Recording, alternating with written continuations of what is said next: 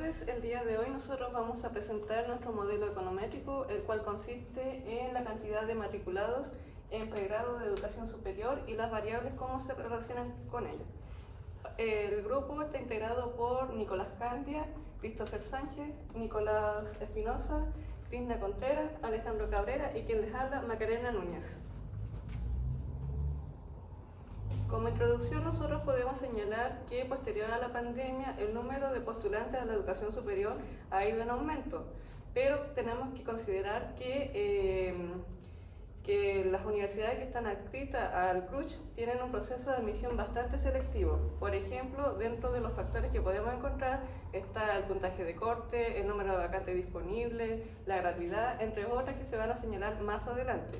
Es por esto que nosotros hemos realizado un análisis para ver cómo estos factores condicionan las cantidades de matriculados en educación superior y consideramos que este es un aspecto importante porque la educación superior permite crear o entregar al país capital humano correctamente capacitado para enfrentar desafíos y contribuir al desarrollo económico y social de una población. En cuanto al planteamiento de hipótesis o de teoría, nosotros al haber un mayor número de postulantes y al haber eliminado algunas barreras en el proceso de admisión, se entrega una mayor flexibilidad y oportunidades para que los estudiantes puedan ingresar a la educación superior. Es por esto que nosotros realizamos una búsqueda de información sobre la cantidad de matriculados y los factores que influyen en su decisión a la hora de matricularse. Como hipótesis, nosotros planteamos que existe una relación entre la cantidad de matriculados y los factores que se van a señalar más adelante. Especificaciones del modelo econométrico. Como podemos evidenciar, este es un modelo de regresión lineal múltiple donde el fenómeno de estudio es la cantidad de matriculados en primer año. Esta variable hace referencia a la cantidad de personas matriculadas en primer año o el primer semestre de educación superior en distintas casas de estudio como lo son universidades, institutos profesionales, centros de formación técnica y fuerzas armadas. Ya. Las variables que explican el modelo son 5, que la primera es el número de vacantes. Esta variable corresponde al número total de vacantes ofrecidas en el primer semestre para primer año. Se proyecta que exista una relación positiva con las variables dependientes, considerando que a mayor número de vacantes, mayor sería la cantidad de matriculados. La segunda variable que explica el modelo sería el puntaje de corte, que sería el último puntaje de corte seleccionado. Esta corresponde al valor mínimo del puntaje ponderado por el rendimiento de pruebas de admisión, que es la PAES, el cual se utiliza como método de selección y requisito para algunas carreras e instituciones. En esta variable se espera que esta se relacione de forma inversa con la variable dependiente, considerando que a medida que disminuye el puntaje de corte, se verá aumentado la cantidad de matriculados.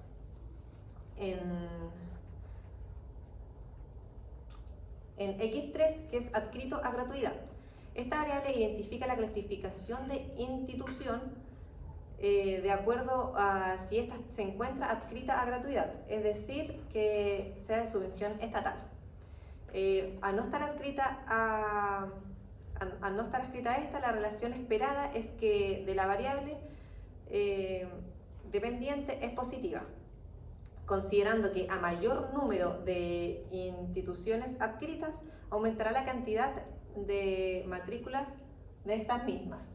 Y en X4, que sería el valor de matrícula, esta variable alude al costo monetario que debieron asumir los estudiantes para incorporarse como alumnos regular de primer año en la educación superior. Se proyecta que la variable tenga una relación inversa, es decir, negativa. Y respecto a nuestra variable dependiente, considerando que el valor monetario de matrícula disminuya, entonces aumentará la cantidad de matriculados y viceversa. Y por último, la última variable que explica el modelo sería X5, que es el tipo de jornada, o sea, es decir, si es diurna o vespertina. Ya se espera que esta variable se relacione de forma positiva con esta variable dependiente, o sea, Y, en donde se dé que exista una modalidad diurna que aumentará la cantidad de matriculados. Bueno, en esta investigación nosotros ocupamos una base de datos del Consejo Nacional de Educación que contempla información de pregrado y posgrado del año de 2005 al 2023. Esta investigación, al ser de corte transversal, decidimos filtrar los años y ocupar solamente el 2023. Al filtrar todo esto, el número de observaciones va a ser bastante pequeño y por lo cual nuestro I, que vendría siendo la variable dependiente, la cantidad de matriculados sería de 11.480 observaciones, con un promedio de 32 matriculados por año, con un mínimo de 0 y un máximo de 1.145. X1, que vendría siendo el número de vacantes, se podría clasificar como de tipo entero positivo, la cual tendría un promedio de 49, un mínimo de 1 y de máximo 1.360. X2 vendría siendo el puntaje de corte, que se podría clasificar como de tipo entero positivo también, la cual tendría un promedio de 569 puntos, un mínimo de 100 y un máximo de 945. La variable X3, que vendría siendo la gratuidad, se podría clasificar como de tipo texto, lo cual para esta tendríamos que hacer una transformación a una variable dummy para que tome valor 0 o 1. Valor 0 vendría siendo no gratuidad y el valor 1 vendría siendo que tiene gratuidad, por lo cual el promedio vendría siendo que el 60% tiene gratuidad. La variable X4, que vendría siendo el valor de la matrícula, se podría clasificar como entero positivo también, la cual el promedio del valor de la matrícula vendría siendo de 168.059 pesos, con un mínimo de 0 y un máximo de 1.060.000.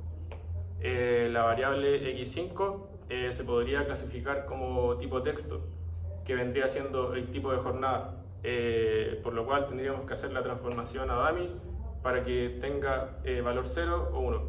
0 vendría siendo la jornada vespertina u otras, y el valor 1 vendría siendo jornada diurna, por lo cual un 54% representaría jornada diurna.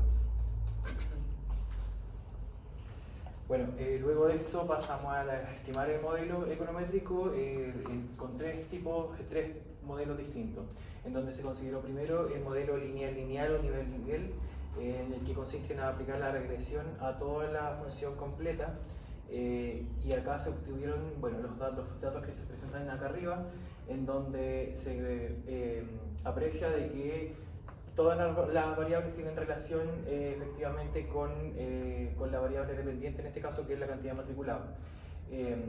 Por ejemplo, X1, que era el número de vacantes, tiene un coeficiente de 1.11 aproximadamente, lo que significaría de que aumentar la vacante en una unidad tendría un impacto porcentual en el aumento del número de matrículas de 1.11.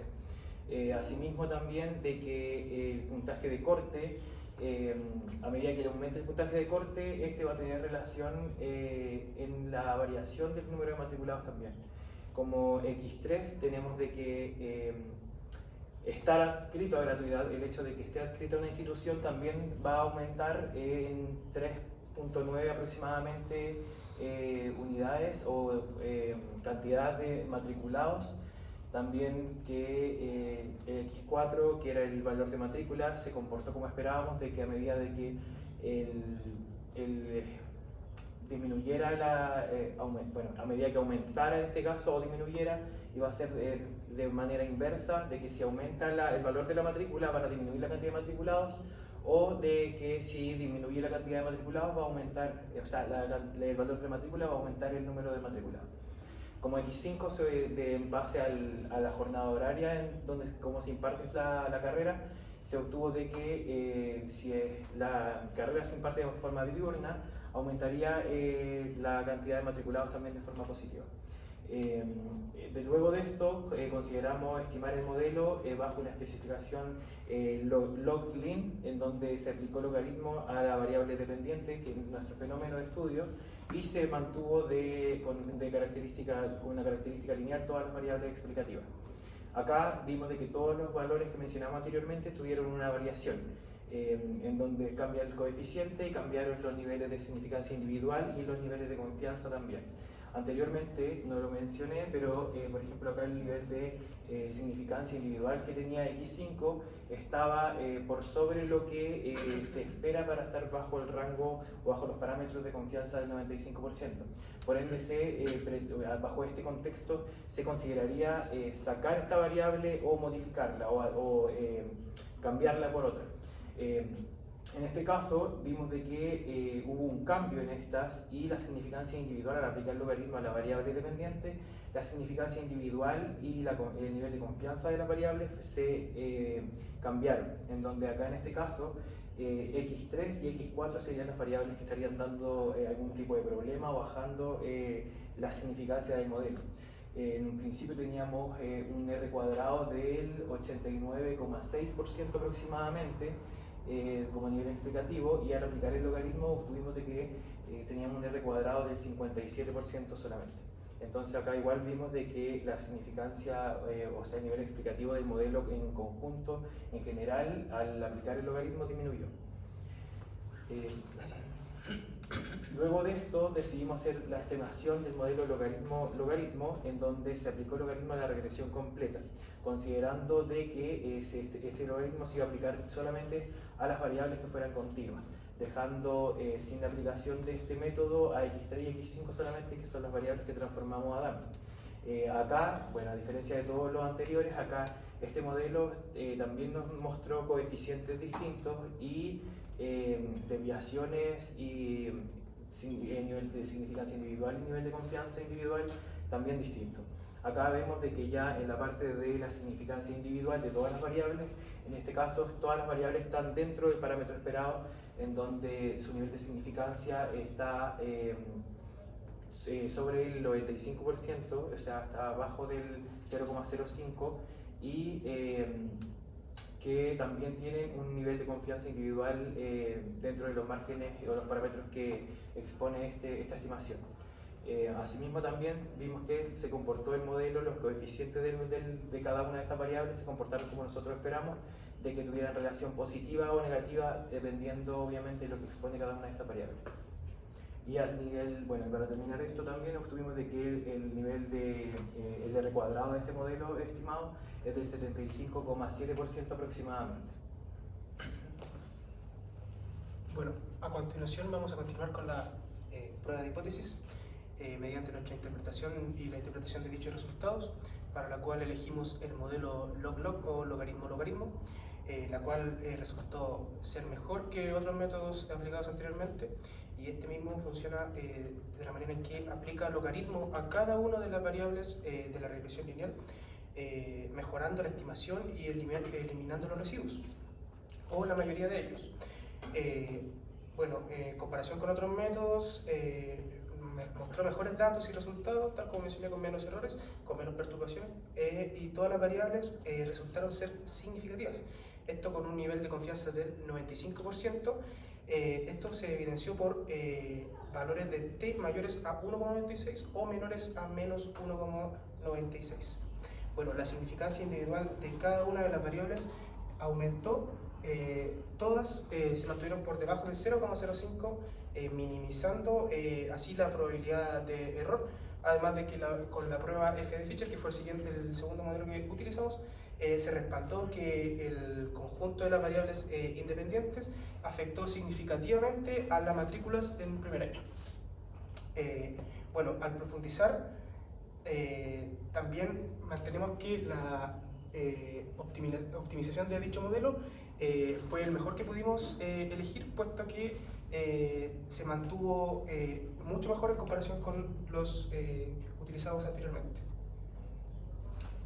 Bueno, a partir de los análisis econométricos se llevaron a cabo diferentes pruebas, tales como heterocedasticidad, multicollinealidad, correlaciones y la normalidad del error, para poder validar la estimación que el modelo que escogimos como el mejor estimador y sesgado, que es el modelo log-log.